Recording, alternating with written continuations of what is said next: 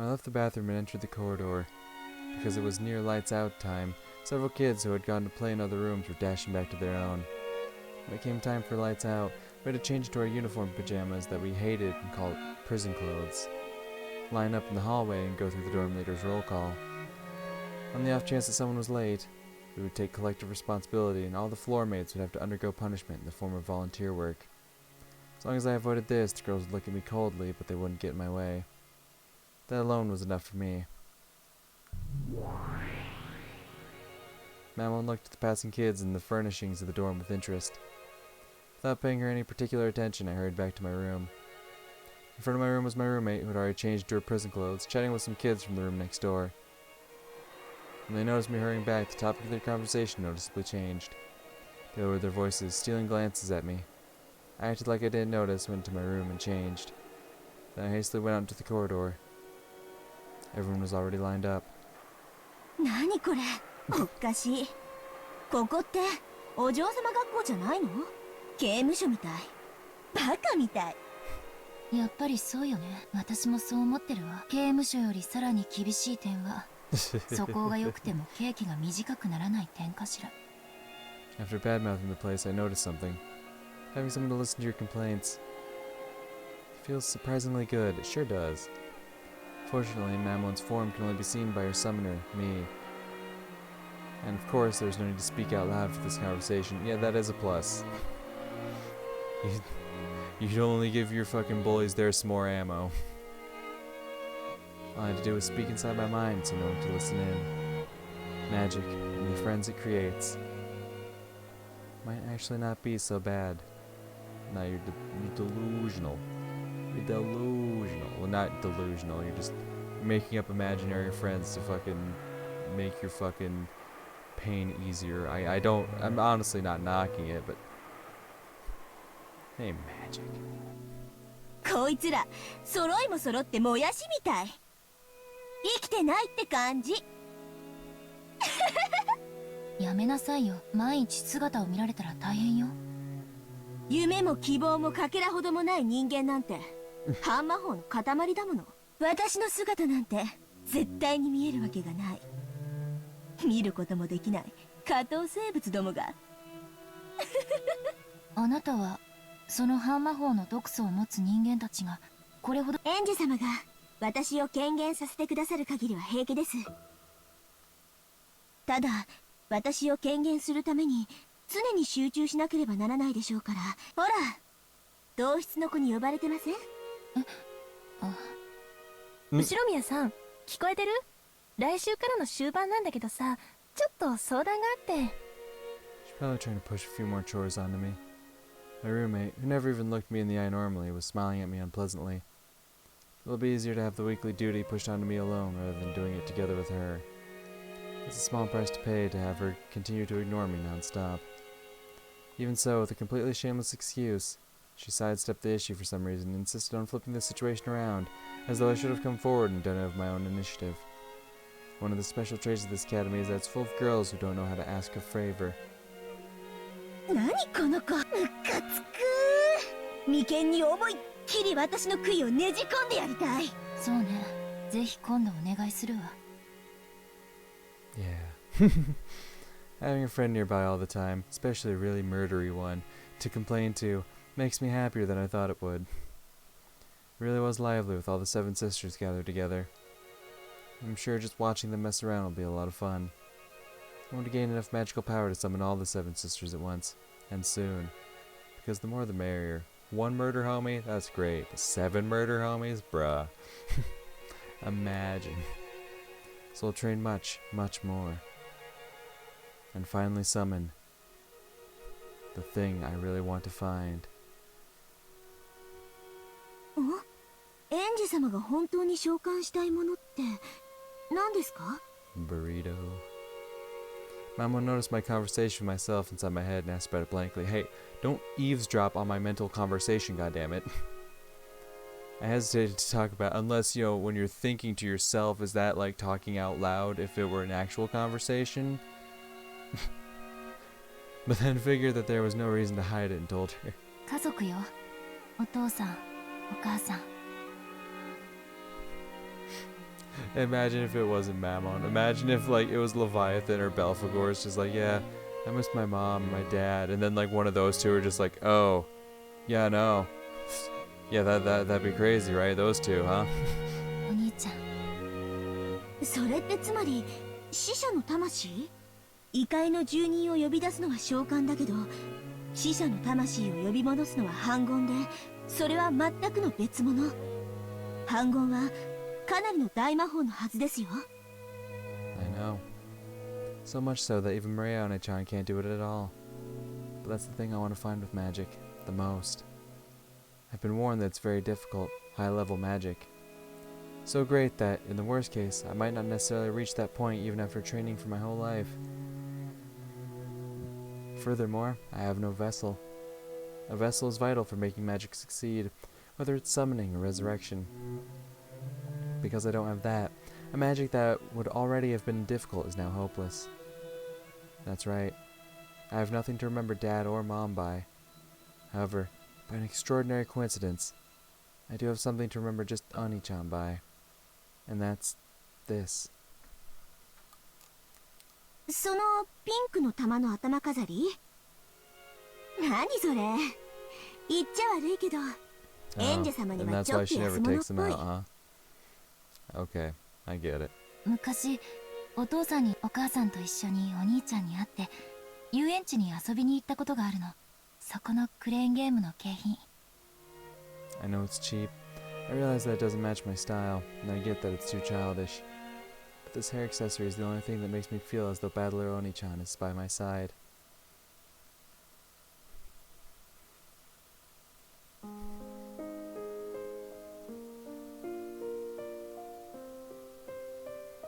The glass case had been filled with plastic capsules packed with fun-looking things. It seemed that each capsule had some cute accessory in it. The game was to grab those with the crane, but I was young and it was too hard for me. I tried it several times, but I didn't even get close. Mom said that whatever was inside was probably cheap anyway, and we didn't even know what we'd get. So there was no point in getting all upset over it. But whether it was something cheap or not wasn't the problem. The process of grabbing happiness with my own hands felt really important and sacred to me. So I wanted the cheap thing inside more than anything. That's fucking adorable.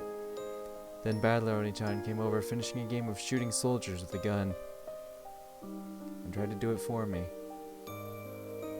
With his arms that were longer than mine, Oni-chan grasped the happiness that I couldn't reach. Oni-chan really was coordinated. It seems he often played with his friends at the arcades. After only 1 or 2 attempts, he grasped that thing on the other side of the glass with the crane that I hadn't been able to touch, and threw it into the exit chute. When Oni-chan tossed me that capsule, I remember that he looked very, very reliable. For several days I felt like opening the capsule would be a waste. Then, one day I finally opened it up, and what revealed itself inside was this pink jeweled hair accessory. Since that day, it's been a symbol for Oni-chan. Since I was young, I felt that having all 4 of us gathered, including Battler Oni-chan, was a precondition for a happy family. So I wanted Oni-chan and Dad to make up quickly. In my own way, I treated this hair accessory as a charm for bringing my whole family together. So I always used to wear it. I wanted to feel my reliable, fun, and wonderful Oni-chan by my side all the time. I let him live in our house. でもお兄ちゃんの記憶はあまりに遠い。マリアお姉ちゃんがライオンのぬいぐるみからサクタラを生み出したようには簡単にできない。私は死者の魂を蘇らせる大魔法をいつか必ず身につける。そしてそれを成功させられる唯一の鍵が、よりしろがこれなの。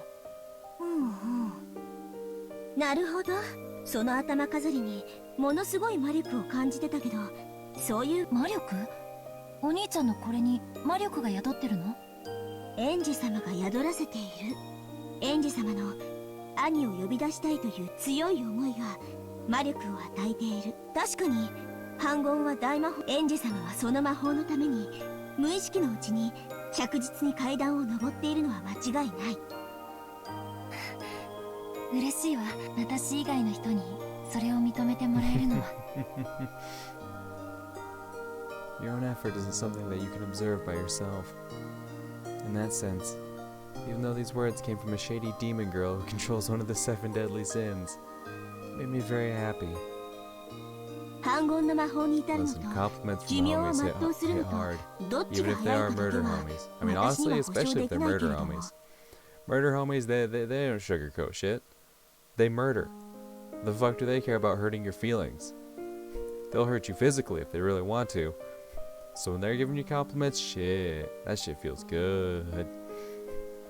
でも挑む山の高さが高ければ高いほど魔女エンジェ様はくじけることがなかったなら、きっといつかまたベアトリーチェ様に匹敵するほどの大魔女になれると思います。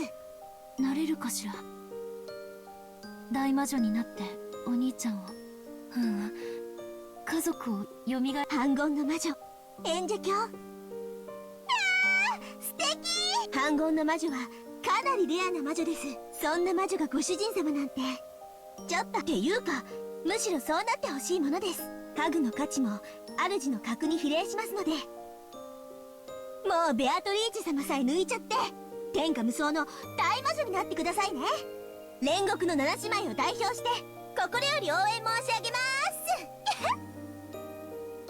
I thought that if a magical friend were to appear for me too, a cute kid like Sakataro would be best. But you know what? This murder homie's pretty tight too. But even this 5th sister of the shady 7 sisters who controlled the 7 deadly sins was enough to calm my heart so much all by herself. Mariana-chan has probably known that since long ago. Yeah, Maria's like, you know what? I need a cute homie. What does Angie need? I'll give her a murder homie. That fits her best, yeah. Maria's like, you know what fits my vibe? Yo, bringing the little stuffed animal to life. Cute little, lion boy homie. Yeah, that fits my vibe. That really works for me. Then she looks at Angie, she's like, what works for you? Well, murder? Murder homie? I got 7 of those. Pick and choose, girl. And I kept on stubbornly rejecting her. I should have given in and started my training as a witch sooner. A year for a child is worth 10 years for an old person, right? Now I find my past self, which only ever complained, deplorable for wasting my precious time. Long after I turned off the lights and slipped into bed, Mammon continued to talk to me alongside my pillow. Oh hell yeah, sleepover. I promise. One day, for sure, I'll develop a magical power that can summon the 7 sisters. I'll let them have a lively and fun time. The 7 of them make a single whole. Hot. None can be left out. Family must be together. I must bring them together.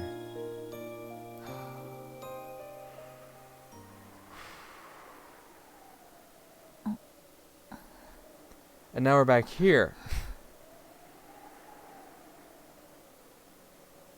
We have gone on quite the journey here. So yeah, because there was... What had happened? God damn it, I'm trying to remember what had happened. There was something going on between Beatrice and Battler. The thing hadn't started yet, right? The ceremony hadn't started yet. I'm pretty sure the ceremony hadn't started yet. I don't know what the hell Beatrice and Battler are talking about, but they were arguing about something, going back and forth. And then, one way or another, for some reason, Angie walked away. She opened up Maria's book, which then led us to looking into Maria's past, where we saw those scenes with Rosa, where we saw Maria's little pajama party, and then Rosa snapping after Maria found potential evidence of Rosa lying to her. We saw that Angie and Maria had 2 different takes on that. And then it jumped us to the present day Angie, who was at the collectible dude, the antique dude, the professor. Those are like 3 different people I named off. The professor guy, who like knew about the occult and whatnot. And then he's like, "Oh yeah, that handwriting, that's exactly like the thing. Give me the book." And then she runs off, goes to the hotel room, and then that fades into training with Maria, which was actually part of a flashback, which now wraps up back at where we started. This shit is confusing, man. Like, it was one thing where it was like, there was like the main story of it, like what was happening on the island, and then every now and then we'd cut back to this, I guess this is Purgatory, the purple world area. We'd cut back to Purgatory, where Battler and Beatrice are at, and Ronove, the sisters, the rest of them, where the game is taking place. We jump back and forth between those two areas, but now we have the main world, but in a different time, but then also another time, the present day, but then also another time in between the time of on the island and then the present day where she's in school, but then like also a different like magic world within there. And y'all are creating like too many separate fucking pockets of time and space that you're fucking jumping around in, and it's fucking hurting my head. I'm trying to like comprehend like what honestly just fucking happened. Battler and like, that's the thing, so much shit has happened now, I have totally forgotten what Battler and Beatrice were even fucking going on about. And you could argue like, well, that wasn't the last recording session, which was like, a week and a half ago, so you probably would have forgotten either way. But no, like, I guarantee you, if this had all been done in one recording session, whatever the fuck Battler and Beatrice were talking about, and then everything that just happened with Angie, I guarantee you, if it had all been one recording session, I still would have come back here and forgotten entirely what the hell was going on. Like I said, I know the basics. Alright? I know Battler and Beatrice are doing their thing. I know that much. I know Angie was helping out Battler. I remember her telling Battler, like, hey, don't trust me. You have no reason to trust me. You don't know who I am. She said her name was Gretel, which, I realized the symbolism behind that a bit later. And then something happened. They were talking about something. I don't fucking remember what. And then she walked off. All this shit has happened. God damn. God damn. And that half the shit isn't even real. It's just these fictional representations of what's actually happening. Like Mammon, the Seven Sisters, they're not actually real. At least I'm pretty sure not. Like, I don't know for sure, but I'm based on what I've heard. I haven't been spoiled as to the ending of this. I have zero idea how all of this ends. Don't get it twisted. Don't think, oh fuck, he figured it. He fucking looked at something, No. But I always hear people refer to like the ending as like the answer. Like, there's an answer at the end of all this. Like, the story doesn't give you a final answer, like here's what really happened, but like vaguely you're supposed to piece everything together and realize what the answer was of all this. So there's something to figure out, which leads me to believe that all the magic shit truly isn't real, and that which because of the modern truth overriding the previous truths, and then how everyone, like, I get that, which also leads me to believe the magic shit just is complete bullshit. It's not real. So then I'm dealing with all this symbolic representations of other things, trying to figure out how those correlate to other characters and events. And like, I'm sure later on, probably in the answer arcs, hence why they're called answer arcs, I'll get some more information that'll help me, piece some more things together. Because that happened here that happened here when Angie was talking to the professor guy, and he mentions the two bottles which had completely different tellings of like the same 2-day time, and you realize, oh, that's what the first 2 episodes were. you get little pieces that make previous things make more sense. I'm sure we're gonna get more of that as we go. Although, yeah, just a couple days ago, I got a comment on one of my videos from fucking episode 3, where someone said, "Oh yeah, at this point, you have enough information to solve it." And they said like most people will figure it out by episode 5. Like that's when, like, if you're going to solve it, you'll probably solve it around there. I can almost guarantee I'm not gonna be in that fucking boat, but I don't know. I don't. There's just so much shit to think about. That's the thing. There's so much shit to think about. There's so much shit running through my head that I'm so busy thinking of other things that I completely lose track of, you know, other things that are prevalent in this story. Oh my god. Fuck. I'm just trying to, you know, process it all. Just trying to let it all sink in. And it's difficult. It's definitely difficult.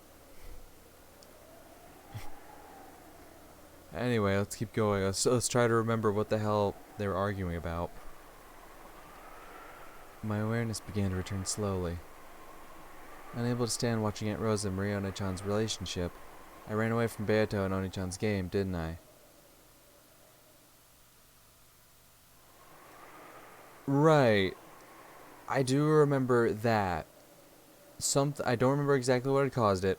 Something had happened, and then like Maria and Rosa were like dancing together, and they were like, Maria loves Mama, Mama loves Maria, some shit like that, and they were like chanting that at each other.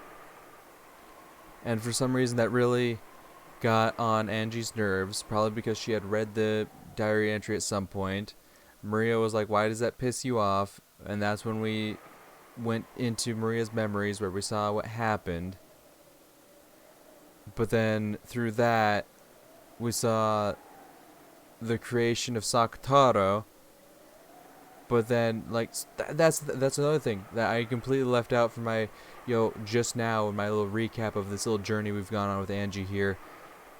The whole thing with Sakataro, I don't even remember where that took place. I know that took place at some point. I don't know what point in our fucking journey that happened, when Sakataro became a person.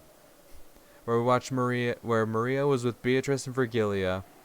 They acknowledged her skills as a witch of origin, signed her into the fucking book, and Sakataro became a real boy. Like, that's the thing. I can remember it happening. I can't even remember where in the fucking line of events it actually took place. Like, I listed off all these events, and then I'm like, oh yeah, there was also this one. I don't know where the fuck it fits with these other ones, but it was definitely in there somewhere. There's so much shit. There's so much shit. I'm too dumb for this. I hope most of y'all realize that by now. I'm too dumb for this. Like, ugh. I can't wait to see people's reactions when I finally finish, everything. And just how disappointed they are with how little I figure out. Because I'm certain that's the route this is gonna fucking go.